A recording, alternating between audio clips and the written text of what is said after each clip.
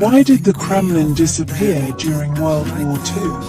The disasters brought by war are immense, especially the two world wars that broke out in the first half of the 20th century, causing incalculable loss of life and property worldwide. The participating countries were bombed beyond recognition, with many famous buildings becoming prime targets of shelling, either destroyed or left precariously standing. However, the Kremlin in Russia miraculously preserved itself amid the war, suffering only minor damage, which is truly astounding. After World War II, the Russian state archives declassified records of the Kremlin from that time, revealing an even more incredible fact. The grand architectural complex avoided enemy bombing by seemingly disappearing. It's important to note that the Kremlin is located in central Moscow, the capital of Russia, and it is enormous. In theory, it should be easily recognizable from the air. So how did it manage to disappear? When the Great Patriotic War broke out, the German military set primary bombing targets in Moscow, including Stalin's office, the Grand Kremlin Palace, and Lenin's mausoleum.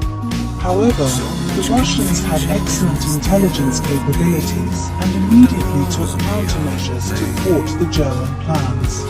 Under Stalin's orders, Lavrenti Beria, the vice-chairman of the Soviet People's Commissariat, executed a great transformation plan for the Kremlin. He instructed the guards to paint the entire building red and chestnut brown, blending it easily with the surrounding structures. That wasn't all. The guards also covered the golden domes with black protective covers or painted them black, and set up numerous decoy buildings nearby, including a three-square model of the Kremlin. These substitutes on the ground made it difficult for pilots in the air to distinguish the real Kremlin. In addition to the Kremlin, Lenin's mausoleum was also disguised. Guards covered the high platforms on either side with huge red banners and erected a three-story wooden model above them. Some might find it hard to believe that such disguises, especially given the technological advancements driven by war, could fool the German forces. But the answer is yes, they did. After the Kremlin's transformation, the frequency of German bombing attempts significantly decreased. The year 1941 saw the most bombings, with 5 attacks, but the following year there were only 3, and after that, none at all. Why were the Germans still able to conduct a few bombings on the Kremlin? It turned out to be due to natural weather conditions. Sometimes rain or snow in Moscow would wash off some of the paint around the Kremlin, inadvertently revealing parts of its outline, prompting immediate German attacks and resulting in some tragic incidents.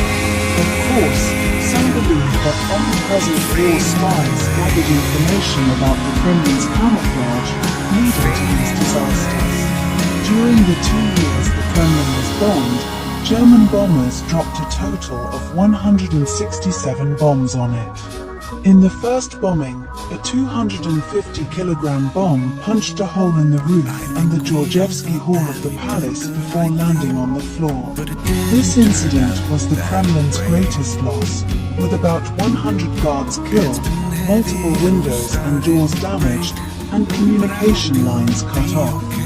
Fortunately, the palace itself was not severely damaged, and no major fires broke out, while German aircraft suffered a 15% loss due to Russian ground defenses, indicating the tide of victory.